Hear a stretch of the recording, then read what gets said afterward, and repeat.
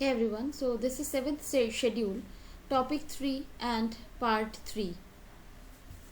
So vision आई की PT 365 2022 की है ये एंड करंट अफेयर के लिए बहुत इंपॉर्टेंट है बिकॉज अगर आपने न्यूज़पेपर नहीं भी पढ़ा है because of any reason time और अवेयरनेस और जो भी है, बट अगर आप ये कवर करते हो PT 365 तो आपका ऑल ओवर जो जितने भी एक साल में करंट अफेयर हैं वो सारे आप इजीली कवर कर लेंगे। बिकॉज ऐसा नहीं है कि क्योंकि आप कुछ चीज़ें ऐसी होती हैं कि आप न्यूज़पेपर भी पढ़ रहे हो बट वो छूट जाती है, बट जब PT 365 किसी भी कोचिंग इंस्टीट्यूशन का हम कवर करते हैं तो उससे आपका जो भी पूरे ईयर का रिवीजन हो जाता है and that is very very important. That's why PT 365 of all subject is really very important. I am trying to complete as much as I can, क्योंकि और सब्जेक्ट की साइंस एंड टेक्नोलॉजी की भी आ गई है तो आप विजन IAS की वेबसाइट से जाके डाउनलोड कर सकते हो।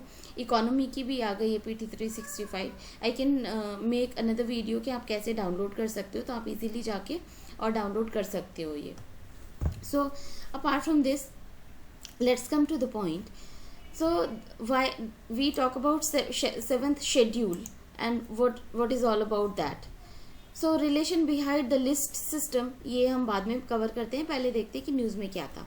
15th Finance Commission chairman has called for a thorough review of 7th schedule of the constitution in the wake of current challenge of climate change and pandemic. सो जो 7 schedule के लिए जो भी फाइनेंस कमीशन के chairman हैं उन्होंने देखा कि जो पेंडेमिक है और जितने भी क्लाइमेट जो भी चेंजेस हो रहे हैं, जितने भी एनवायरमेंटल चेंजेस हो रहे हैं वो किस रीज़न से हैं और उसका क्या मतलब 7 शेड्यूल में क्या क्या हम चेंजेस कर सकते हैं या फिर आप कह सकते हो सेफ गार्ड के लिए रिव्यू किया जा रहा है। So let's talk about 7th schedule.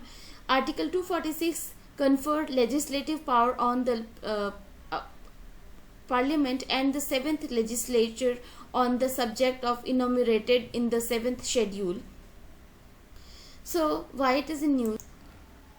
जो आर्टिकल 246 है वो जो है लेजिस्लेचर को या पार्लियामेंट को ये पावर देता है कि वो इसके लिए कानून बनाए जा सकते हैं। Apart from this, broadly entries that are related to national importance were allocated to the union and entries of local concern was allocated to the states. So local concern और जो भी ये states और center के लिए जो allocation list है वो दी गई है। Apart from this, as per Sarkaria commission, because बहुत इंपॉर्टेंट है सरकारिया कमीशन, मैं सजेस्ट करूँगी कि आप इसकी जो भी रिकमेंडेशंस हैं उसको आप अच्छे से पढ़ो, बिकॉज उसके रिकमेंडेशन के बेसिस पे जो भी चेंजेस हैं या फिर जो भी जो इम्प्लीमेंटेशंस किए गए उनकी रिकमेंडेशंस को वो क्वेश्चंस आए हैं कई बार। So Sarkaria commission concurrent list subject are neither exclusively national concern nor a local concern, because जो कंकरेंट लिस्ट होती है उसमें स्टेट और सेंटर दोनों ही आराम से कानून बना सकते हैं, यही मेंशन किया गया। Hence occupy a constitutional grey area, जिसपे होता है कि बिकॉज ग्रे एरिया इसलिए बोला जा रहा है कि कंकरेंट लिस्ट में डिपेंड करता है कि कोई स्टेट बहुत कंसर्न है तो वो लॉ बना रहे हैं और सेंटर अगर कंसर्न होता है तो वो लॉ बना रहा है। तो इसीलिए कह सकते हो कि ग्रे लिस्ट में है कि कोई बहुत ज़्यादा ध्यान नहीं देता, सब अपनी लिस्ट के लिए ज़्यादा वो करने की कोशिश कर रहे हैं, लॉज वगैरह बनाने की और उसको प्रोएक्टिवली इम्प्लीमेंट करने की कोशिश कर रहे हैं। नाउ वी टॉक अबाउट जो भी शेड्यूल 7 में जो लिस्ट दी गई है, मेनली लिस्ट का है जैसे union list, state list and concurrent list. So the list 1 of the union list over which the parliament has exclusively competence, because exclusively जो है पार्लियामेंट या यूनियन इस पे लॉ बना सकता है। और अगर आप इसके जो भी ब्रॉड एरियाज की बात कर रहे थे, defence, foreign affairs, railway, banking etcetera, और यूनियन लिस्ट में अगर हम बात करते हैं ओरिजिनली 97 नंबर था बट अभी क्या है 100 है ये, तो ये अभी लेटेस्ट है तो ये आपको याद रखना है, इम्पॉर्टेंट है ये। स्टेट लिस्ट की बात करते हैं। Second list, state list over which the state legislature have exclusive competence and public order, police, health and sanitation, betting and gambling, इन सब पे जो भी है लॉज बनाए जाते हैं स्टेट के द्वारा। और स्टार्टिंग में जो थे 66 थे और अभी के टाइम पे जो नंबर है वो 61 है. We talk about concurrent list या थर्ड लिस्ट की बात करते हैं. So over which both the parliament and the state legislature have competence, education, population control and family planning, criminal law, protection of wildlife and animals, forest etcetera के लिए दोनों के द्वारा लॉज बनाए जा सकते हैं. एंड ओरिजिनली 47 सब्जेक्ट थे, अभी के टाइम पे 52 सब्जेक्ट्स हैं. So this was all about 7th schedule. Hope you like it and your doubts has been cleared. Static portion में आप जाके 7th schedule अच्छे से पढ़िएगा एक बार. ये भी देख लेते हैं बीच में जो इन्होंने इमेज में दिया हुआ है.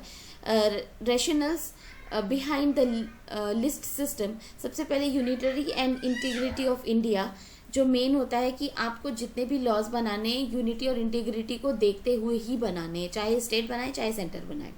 कोऑपरेटिव फेडरलिज्म होना चाहिए, दोनों के डिस्प्यूट्स नहीं होने चाहिए बिकॉज हम देश के हित में काम कर रहे हैं.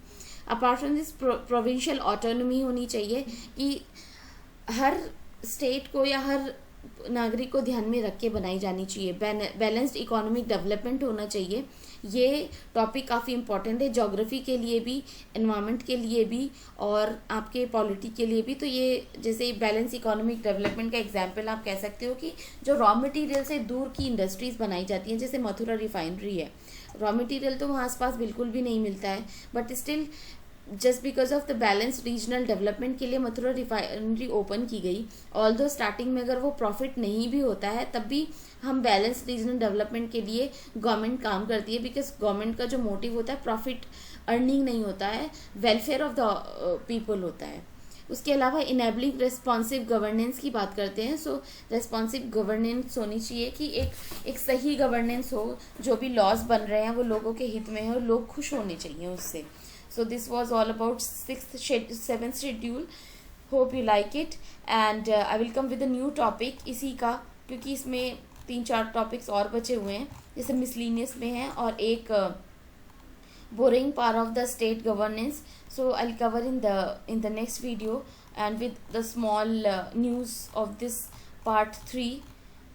उसके बाद हम जुडिशरी 4th सेगमेंट में कवर करेंगे क्योंकि जुडिशरी बहुत इंपॉर्टेंट सेक्शन है. Till then, study hard. Thank you so much and please share the videos with your friends who really want to prepare for the civil services और उनको at least एक motivation मिलेगा. Thank you.